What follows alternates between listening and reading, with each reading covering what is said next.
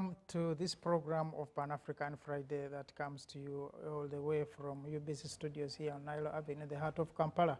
And welcome you forever, which part of the world you are watching us, following us, either on your handle, on your phone, on your TV set, wherever you are. We welcome you to this program, and we appreciate your time being with us. Of course, it's never wasted. It's very interesting, and sometimes you also send us very interesting feedbacks about these programs that we air here on UBC concerning the life and the being of the people of this beautiful continent of Africa. James Mututa is my name. In the studio, I'm with a gentleman, the Gen Z, Lumbasi. They prefer calling Lumbasi. Yes. Whichever it is today. From the hills, the other side. Exactly. From the mountains. Yeah, actually. now today we'll be looking at a few issues, of course, pertaining to this continent of Africa, and we'll be facing the West, where we have had a number of issues in the past, and the latest development now is that the tripartite, the three countries of Mali, Niger, and Burkina Faso are saying, no, I think ECOWAS is not doing much, not even enough, to keep us safe and secure from attacks from the terrorists coming from the north. And then you wonder if they move to be only three of them will be able to consolidate against that, or there could be other issues, definitely not necessarily the insecurity, because the flagship has been that the insecurity has driven them to take over their governments, because their governments have failed to do that, to address that, but also that ECOWAS has not shown a commitment that they will be able to fight insecurity in this part of Africa. And then there are many questions, of course, that come with that. And then you are also looking at the latest, the recent leadership. Will they be able to deliver on their promise? But before we go that, back to the region, we have a new cabinet. No, we are yet to have a new cabinet. Yeah. What does that mean? I think the conversation, first of all, thanks for having me on the show. And I'm glad to be back for the second consecutive week. And yeah, I'm a Pan-Africanist, and I think this is a very good opportunity as well. But to put some of these issues across, not as a Gen Z, because I think I'm... You may not qualify. I don't qualify for a Gen Z. I saw those Gen Zs, actually, they were asking them, so who is your leader? Exactly. And we don't have it. And in life, actually, it's very difficult to achieve anything without a direction. Yes, exactly. That is it. And I remember we had our conversation, and we said, okay, fine. If the Gen Zs are pushing for this, they don't want the current leadership. Just if they are consistent and they're successful, what next? But yeah, they have been successful up to that level. They have shaken the government, but yes. Are these concessions necessary? Yes. Are they necessary? So if you manage to overthrow the government through the protests, for example, now what next? Who is your, no. What have you achieved? What have you achieved? Because at the end of the day, just know if they keep on pushing, and maybe one time Ruto decides to quit, definitely the military will take over. And now takes us back to the discussion that we're having now, that we're starting about what is happening in West Africa. And now, and back to what transpired last evening, yesterday, about President Ruto firing the entire cabinet and retaining, like, I think the vice president, the prime minister. You know, ask yourself, is it the right move? And I personally think me personally, who follows up on regional politics a lot and continental politics, I think he's making some rash decisions, because some of these people that have been now off cabinet had to relinquish some of their positions just to, like, I think there are two, if not Murkomen or so, this guy, he was a senator. Yes. And now he was appointed the minister, and then he had to leave. And he had to leave there. So what next? So at the end of the day, I already had I'll call it a permanent job for the next 5 years. Yes. I'm earning my money, I have the parks, I have the allowances, living lavish, like you see how as always. As always, no? Owning a pair of shoes of 300,000, a belt of 1 million shillings Kenyan. So now, what next? So it has placed the head of state in a catch-22 situation, because at the end of the day, he is opening it. Also, is not certain, even if he decides to tomorrow, the next day. Now, the beauty about now, for example, in Kenya, it will be now there will be a job vacancy of some sorts, whereby you'll apply for a job. Like the ministerial appointments are not like these gentlemen. Some of them are not actually most of them are not politicians. And now you've sent everybody packing, for example. If the route now for the likes of the Murkomens, who have been bashed by the Gen Zs for living lavish, for showing opulence, do you bring them back? At the end of the day, and if you don't bring them back, there are consequences. Yes. Because how do you guarantee me? Already I'd been elected by my own people, you know. I've been, I came, you know, I'm a parliamentarian with all those. Actually, I think I was the leader of the. I think I had a very big position in the government. So what next? So you're still forced to bring back 2 or 3 people who have some kind of political inclination. And now, what if, and if you do that, what is the consequence? No. Are the protesters going to agree with you? With you? And if, in any case, have you agreed with them on the move? Exactly. Are they not actually, I wouldn't even call it protesters, but is the public going to agree with your decision or support your decision? Because now it's not about the Gen Zs anymore, because the conversation is actually changing and it's now becoming a public discussion. We will at some point have been joined by a gentleman from Banjul who will be talking about the part of West Africa, Ahmad Khan. But before he does come online, we are looking at this issue as it's likely to have serious consequences. Yes. Because now if you have not had a cabinet reshuffle, you have fired everybody, the whole cabinet.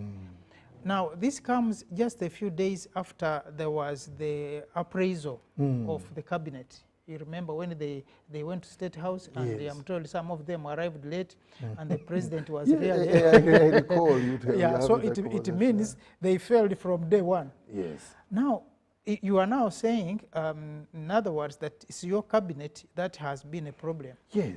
To have we are here because of them. Now you are sending them back to the Gen Zs who don't also want to see them. That is it.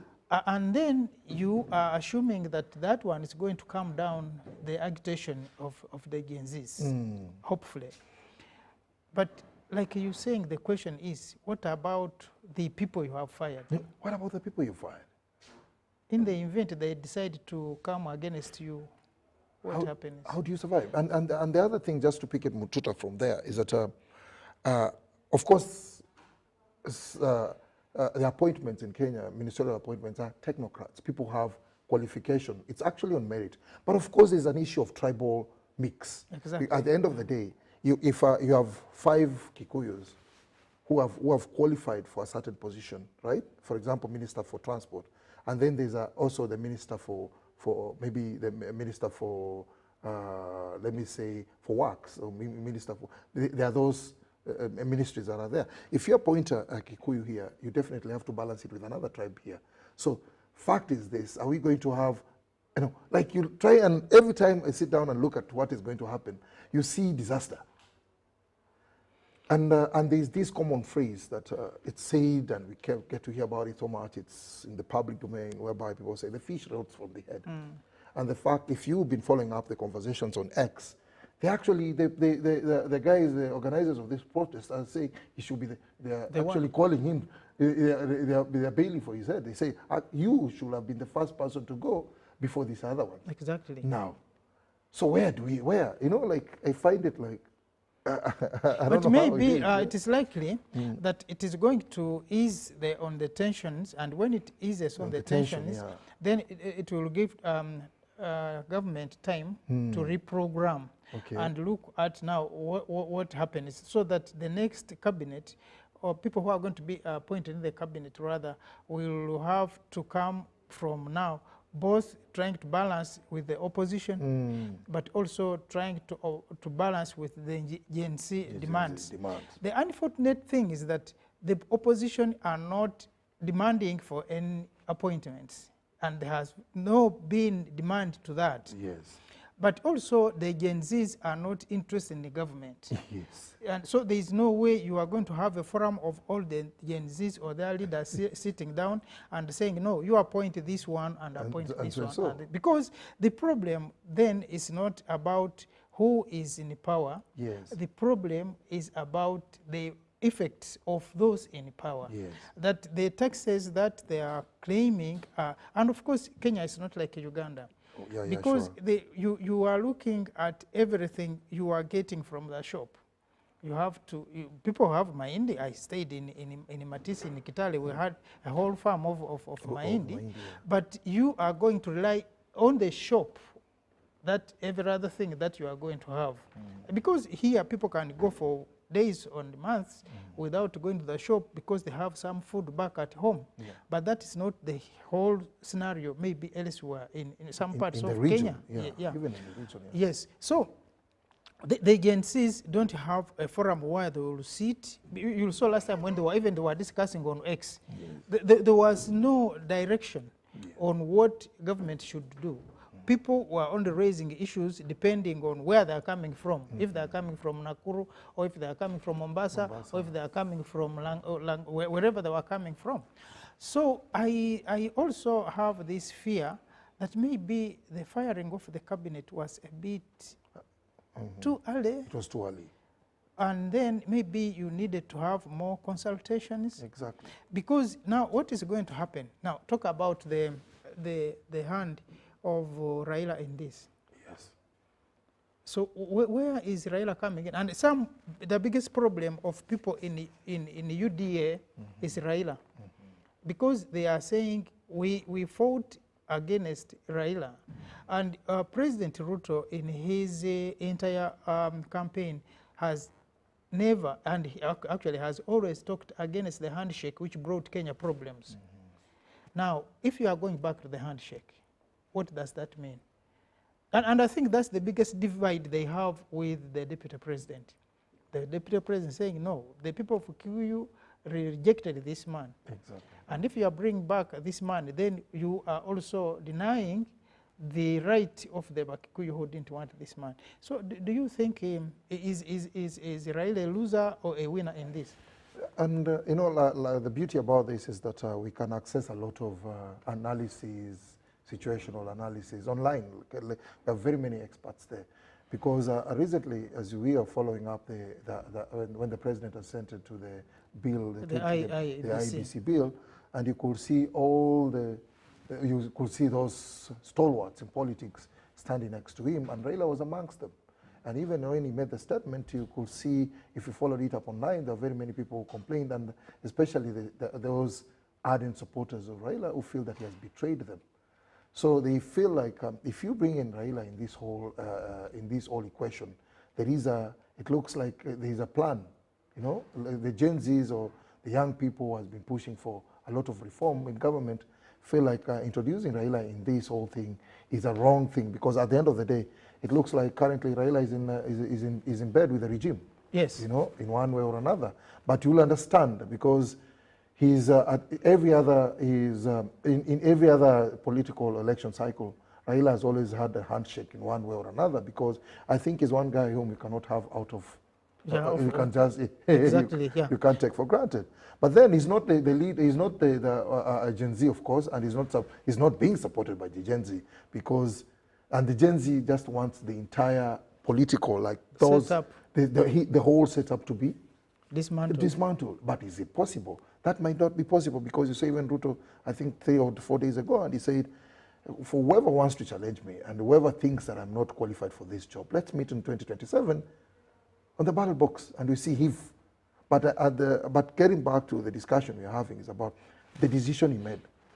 It was just a day or two after he had a meeting, which I think if you've been seeing online, they call it the Last Supper. Exactly. Where he met all the cabinet ministers and had talked to them. And the one you've said, he also raised a concern about lateness. Yes. And then 2-3 days later, They all of you have fired. gone home. So I think Kenya is we are discussing about Kenya for the second consecutive week, and I think we are not the only ones discussing about Kenya in the entire African region. If you follow up on in the international space, it's the same. So where does it leave the government at the moment? And now that the process of recruitment of ministers is not where the president will just wake up in the morning and say Mututa is going to be the Minister of Works, then Dennis is going to be the Minister of Health, so-and-so is going to be the Minister of Disaster. No, it's not going to be like that. You all apply for the job, then you're vetted, then you go, then there's that open air vetting process where you face the parliament, and the public also watches that entire process. So it's not something that will happen between 2, 3, 4, 5 days. So in these 2 or 3 weeks or 4 weeks that some of these positions are vacant, so what next? And then the whole tribal thing. And I sometimes admire the West, or not West Africa, but admire the Mzungu side, whereby they don't have the tribal thing. We all, like for example, we can call ourselves, we are all Germans, we are all Austrian. But for us, where we have 62 tribes, and others feel like we have been marginalized for a long time. And others have the sense of entitlement. Exactly. And others have the sense of entitlement where they say, I can only be number 1 or number 2. Not. Yeah. Yeah. If I miss number 2, I can't be anything else. And if I'm not between 1 and 2, then I'm going to rebel. We're going to have problems. And that is exactly what is transpiring and what is happening across. So Kenya is going to be a lot going forward, I think, in the next. We are really, it's an area whereby someone was saying yesterday, some of these countries need now to start doing some. Kenya is more of it's an area where you can now research. Yeah, exactly. Because most of our African countries have a very young population. And considering the fact that we have a young, educated population who now can access information, they can actually be radicalized by the information, that is here. And that's what's happening. Yes, that is it. So now, what next for leaders? Before we come to where there could have been problems, I think there's also, now we have seen from China, we have seen from Russia and from some other countries. Some people think that these countries are radical and they are limiting the human rights of the individuals in accessing information. But now this is also teaching us that maybe not everyone should access information. Because the capacity, the tools to process that information, you may not have it. Exactly. So, and that's why we are seeing, like China, they have their own systems. You have WhatsApp, they have their WeChat or something. WeChat, and some other countries, the Arab countries, some also have controls of these issues of Facebook and others. And the rest, yes. And I think countries, I now see the logic, because if you are going to have all this information out there to everyone, then the way to process that information and the decisions to be taken may, like you are saying, this information could radicalize people and the population against their own governments. Because, for example, if you are insisting that Ruto must go, and then Ruto goes, what happens? What happens? The population that is agitating for Ruto to go may now not have the tools to analyze, to find out what happens if Ruto goes now. Yes, that is it. Because we have seen it in countries where people have gone. And you are, as long as you have not changed the system, you are only changing people, you will come back to the same problems. Like we said, we will be going to West Africa. But you are looking at the junta, you can call them juntas, but they are now governments. People have taken over their governments because they are saying these people have failed like this, like this. Fortunately, or unfortunately, the people who themselves are saying that their governments failed, they were also in power. And thank God we have Nduka on screen and all the way from Banjul. Welcome. Are you able to get to us? Maybe you are not able to get to us, but when we get the audio, we'll be talking to him from Banjul. Because the issue is this, the same people who are claiming that their governments failed were the ones in government and the ones in the military. Because whatever was happening was in their docket. Now, they will get there. In the long run, they also may find that things are not happening as fast as they would have wished them to happen. And then what happens? So the problem of Africa, we have taken a lot of time talking about Kenya. But these problems are not isolated to Kenya. The problems that Kenya is facing are the problems that the rest of Africa is facing. And now, whatever decisions that Kenya will take will definitely affect the whole of Africa, because it is going to be a reference point. Yeah, sure. You remember when the Kibaki, and by the way, this is just playing in history, you remember also when Kibaki also fired the whole cabinet and leaving, I think, the Attorney General and I think two. Yeah. He left two people. But for Ruto has sent even the Attorney General packing. So that is what is happening here. So and Ndukuka, if while when you get back online and we can have your audio, we'll be able to talk to you. But for now, we don't have your audio. If you are hearing us, please can you get to us?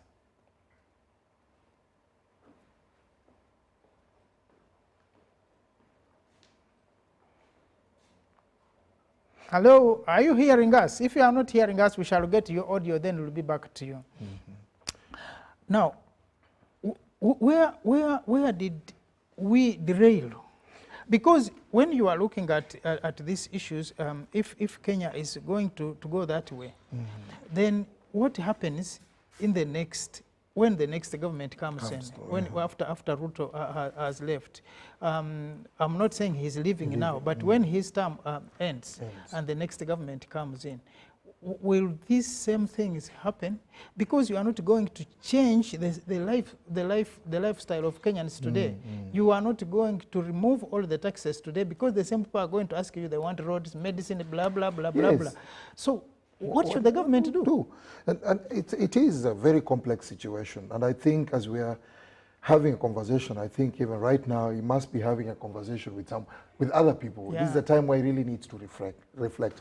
But as we also talk about what has happened in West Africa for the economic community for the West African states, that is ECOWAS, and I personally think I don't know if I would say it is setting a wrong precedent because just know that the three leaders, the three countries, and that is Mali, Burkina Faso, and Niger. So all the three have what we call junta leadership. Yes. They have military leaders. We may avoid calling them juntas because they are now leaders. They are military leaders. But how did they get here? And really, what they're doing, because initially I think for the case of Burkina Faso, they had actually promised the public that they will conduct an election within a very short time, I think within 12 months. Then it was extended. And you now look at that. Then after some time, there is a time when, just like we're having a conversation about our neighbor here, there's a time when also news from West Africa, the coups were more of an order of the day, and the news kept on trickling in. Actually, the next time, I think Senegal was supposed to be on the line. Yes. So, and you could see even the West African, the member countries were actually they are partnering, they are coming together, coming up with a military force to go and overthrow the leadership in these countries where they say that it is illegal. But over time, you can see how they have legalized their stay to an extent that they have formed their own bloc. Yes. And now, in this case, it disrupts almost everything, because at the end of the day, now, if you have, you are a community per se, like, we call ourselves like we are East African community. Yes. We have so many things that we do share in common. Of course, in West Africa, the colonial background and stuff like that. We do have the issue of the currencies. We have travel, we have the airspace. Now, for example, if you're flying, I don't know if you always follow up, there are these apps where you can track a plane. Yes. Like, for example, you can track a plane all the way. If your relative is having a direct flight from Washington down to maybe countries that have a direct flight, or maybe, let me say, from Ghana to Accra in Ghana to Kampala, you can move with that person all the way to Kampala. All the way, yeah. So now, if you have been noticing recently, if you follow a plan, the routes keep on changing, whereby you get to realize that the plane is taking a longer diversion yes, just to, or rather than flying on a straight line, they are avoiding areas where we do have, where you can call it an unfriendly territory. You can call it an unfriendly territory, or whereby there are sanctions, like, for example, even in this region, currently we have a situation similar to that, because I doubt if the Rwanda Air can fly over the Congolese airspace, you know, because of their differences. Now, you look now at that case, if the community is now broken up, like the way you see, the community has fault lines. So how does it work? And the biggest challenge now is that these people are in power, where they also feel that we're legally in power because we challenge the system. And we challenge the system because of some of the ills, or some of the problems that our people are facing. But whatever is transpiring currently, is it for the good of the people? Are they happy? Because I know, like, I don't know which one of those countries, there was a pipeline issue, whereby an oil pipeline they had just launched a pipeline like similar to Nigeria. In Nigeria.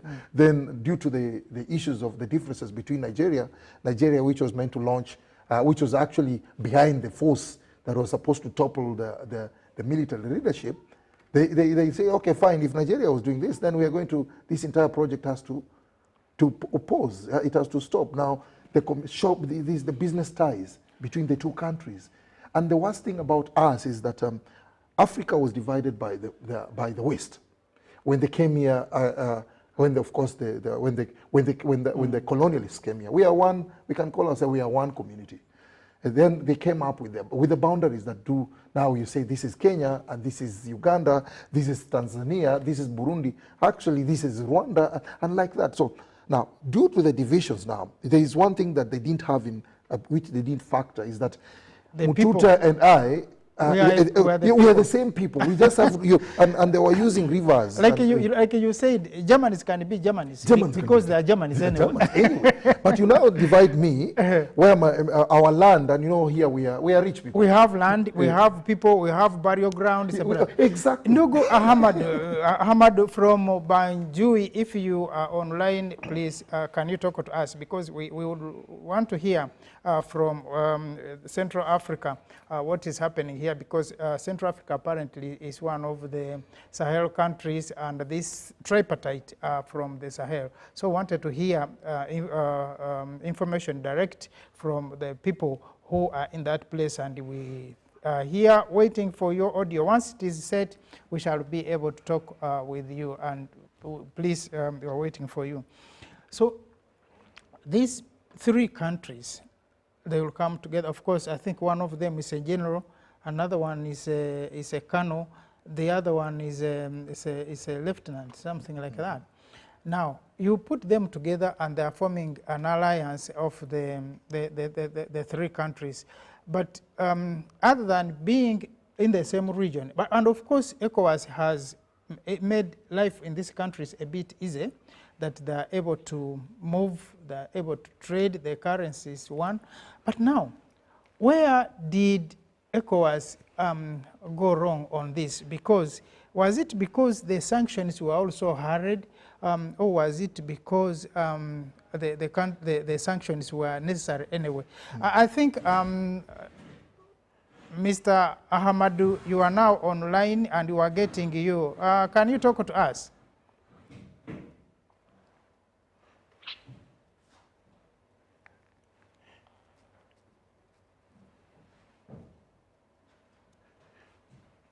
Can you talk to us, please? We are seeing your video, but we are not able to hear you. I'm sorry, Mr. Matucha. I'm very sorry. I'm not sure whether you're hearing me, whether I'm audible. Yes, we are now here. I'm sorry. Probably it could be internet connectivity. It happens sometimes.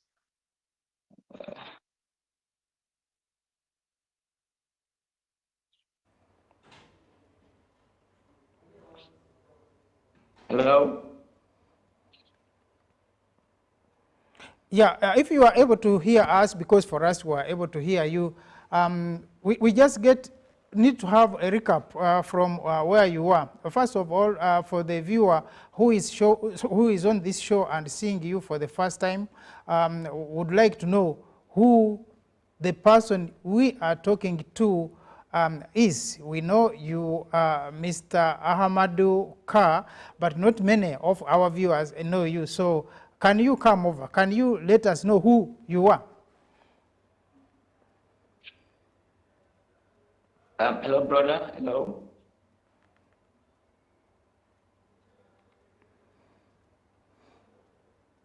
Hello. Hello. We just want to introduce you to our audience. The viewers who are watching this program would want to know who the person we are talking to. And we can introduce you in a very flowery way, but we would have wished that you talk to them yourself to tell us who you are. All right. Thank you. Good morning.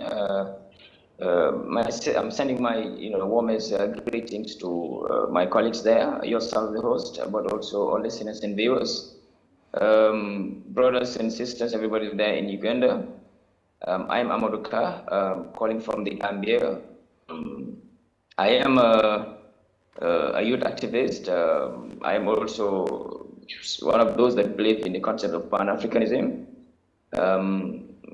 I am the leader of a movement in the Gambia, referred to as the Tabaharimi movement, in all of dialect meaning building the nation. And also, I am one of those that have already made a declaration of intent to contest for the Gambian presidential elections in 2026, inshallah. Okay. So thank you for having me. Yeah. Yeah. So we are looking at the current situation in the Sahel, and I'm sure, and I know that Gambia is one of the Sahel countries. And the people in the three countries, the leadership, the military leadership in the three countries have decided to part ways with ECOWAS.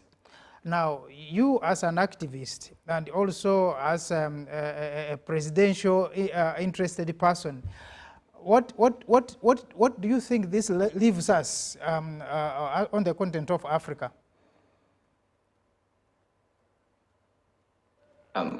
Can you please repeat that question? What do you think will be the implications of this move away of the three countries from ECOWAS? Yeah, thank you. If I heard well, you're asking about the implications of the tripartite Sahel countries that move out of the ECOWAS. Yeah. First of everything, I would have to say that all happened because of a big failure from the African bloc, the ECOWAS bloc. And I think there would only be one solution, and that is the ECOWAS bloc would have to swallow their pride and do the right thing. You see, the problem Africa is facing today is a problem of leadership. This is a youthful continent, a youthful population. And what the youth probably are looking for is actually what they're getting in return from their leaders.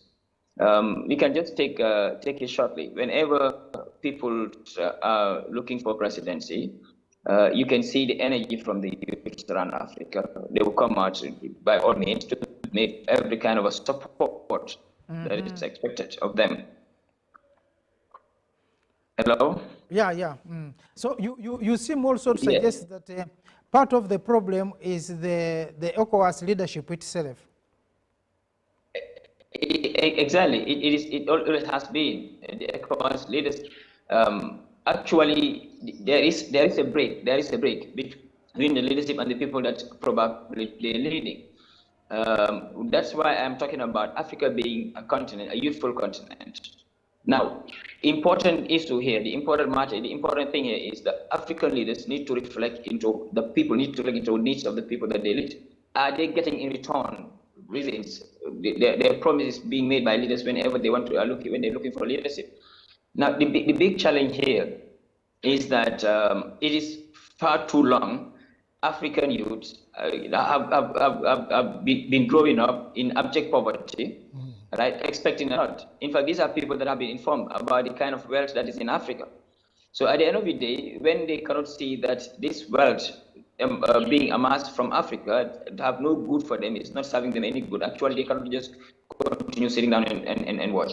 Now, this is where ECOWAS come in, right? In the first thing is ECOWAS countries are still challenged with democratic principles. Now, most of our leaders, these are people that obviously on a daily basis who will abuse power, wanting to stay forever in as head of state, but also even when they are in power, fighting corruption, about good governance, about nepotism, tribalism, all these things are still prevailing in African leadership. Yeah, so actually, the youthful generation, the youthful population that they lead today is looking for an alternative, right? It's looking for an alternative. And of course, because it's a youthful population, you can see the kind of energy that they have. And this is why most of the time you believe that the youthful population in Africa support coups and stuff like that. That's not the case. The case is we are having terrible leadership. Yeah, but being now, in Gambia, being in other parts of, but most part of Africa, most part of the Sahel. Yeah, right? But it's all the same. But now what we're also looking at is that when you look at these three now leaders of the tripartite, you have Captain Toure, you have the one of Niger is a colonel, and the one of the other country is a general. These were people who are responsible for the fight against terrorism and the attacks on their people from the north, the groups that are fighting these countries. But the blame has been put on their countries. Don't you think that these leaders of today also have part of the blame in that failure, if their government failed to address the issue of terrorism? I'm not sure if I can hear you well. The voice keep breaking. Okay, I'm saying the three presidents of the new Sahel states, as they are calling themselves, were military officers who should have been part of the efforts in fighting the insurgency in the north of their countries. But they seem to pile that blame on the governments that they overthrew.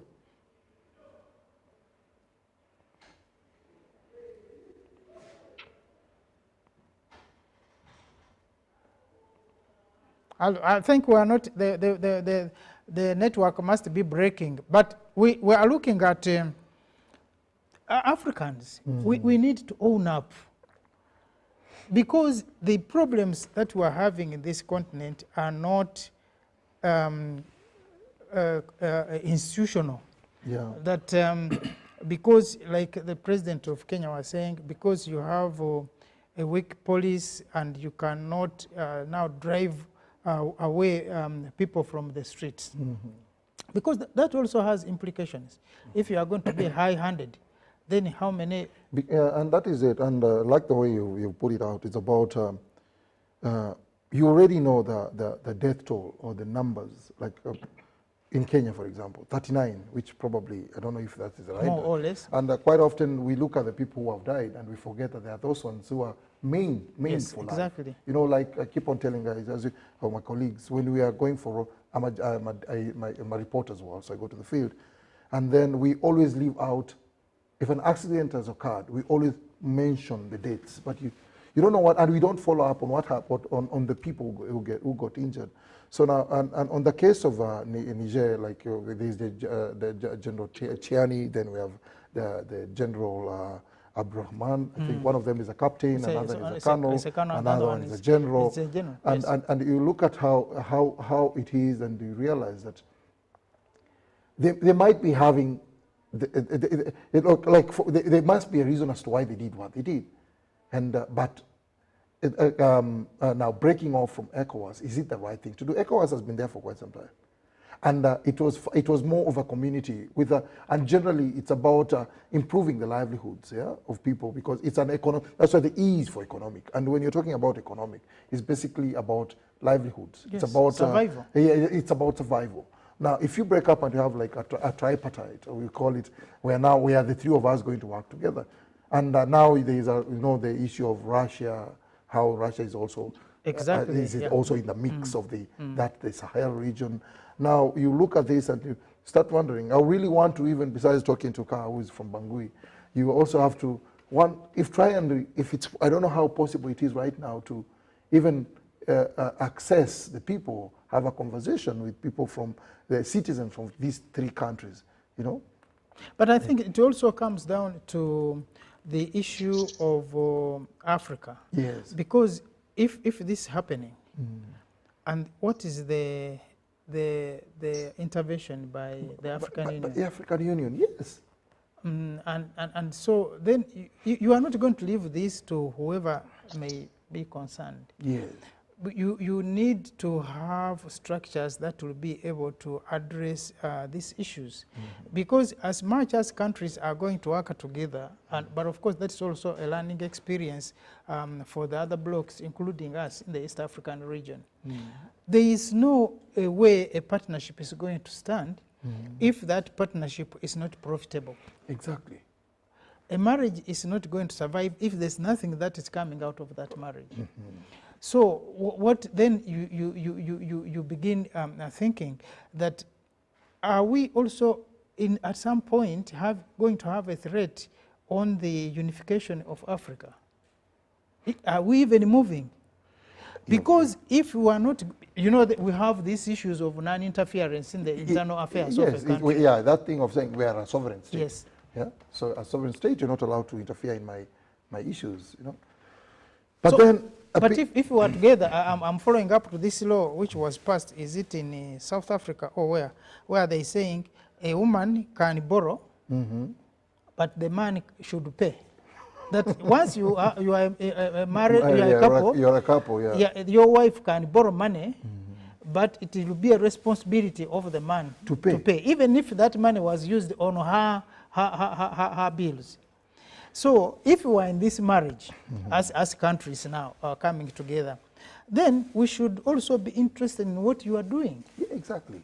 And part of the problems that these young officers, the Gen Zs now of the West, are raising is that the African Union, the ECOWAS, have been watching these leaders tamper with constitutions, extend their time in power, and at the same time, the African Union, because of non-interference, are just watching. But now that after we took it upon ourselves to take over these governments, because they're breaking the law, they're breaking the constitution which they're supposed to uphold, you are now saying, no, we are coming in with sanctions. The question was, where were you? When these people also break? Because what we are doing is actually what they were also doing. So I think that's part of the problem, that these blocks need also to go beyond the watching into acting should there need to be. Because now I think after what is happening in Sahel is where ECOWAS now came in when Senegal was becoming problematic, to tell the president, no, you better leave, because the guy was not also leaving. He wanted to extend his term. If that was allowed, Senegal would have now joined the reform. So don't you think that we have a problem there? We do have a problem, and the problem is, I wouldn't say that the situation is getting better. Sometimes, there's this statement where they say it will first of all get worse before it gets better.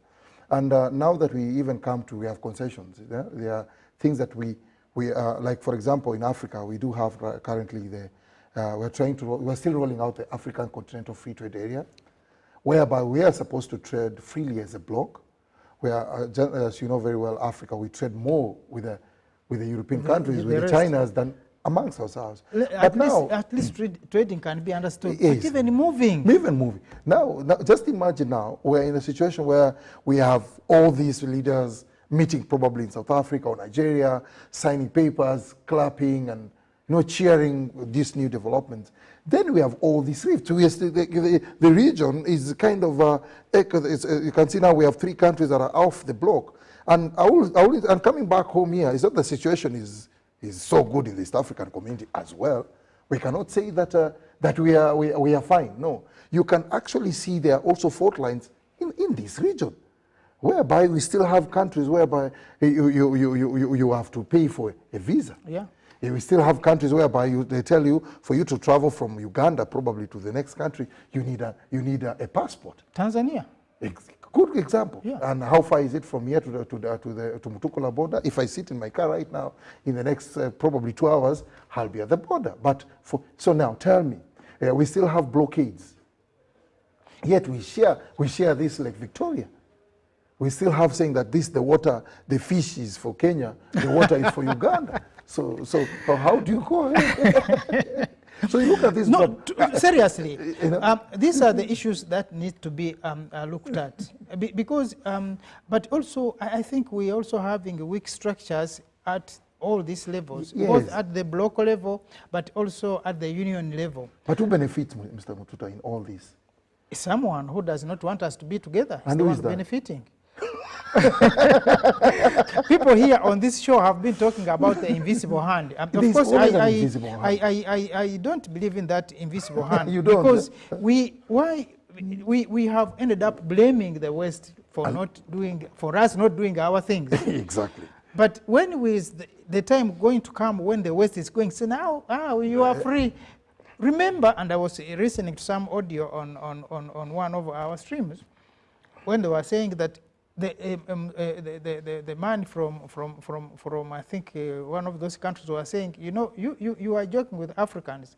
Before we knew that the earth was flat, Africans had already known the science of the moon, because they knew the stars, they know how and before we came to learn anything, Africans were living in palaces. Before even the Mzungu came here, Africans had palaces. Yes. They were living in. Yes. Now when they came here, they changed that we were living in trees. So these things, we shall continue blaming the West for doing this and for doing that. And the West has all the right to do that, because I'm sure if the Africans were in the position where the West is, we could even be worse, given what is happening. If we can go for each other's neck at this, then what would have been if it was the other way around? I think would have finished these people. But thank God we are where we are. But now we should stop blaming the West for our own mistakes. If the Gen Zs are on the streets in Nairobi, we should not blame the West. Exactly. Because actually the same rhetoric has been coming out of Kenya, that all this, what you are seeing here, it is the foreign forces that are financing. Ndogo Ahmad, you can talk to us. Yes, I think now I can talk back to you. I think now I can talk back to you. I'm hearing the conversation now. Should we continue blaming the West for our own mistakes?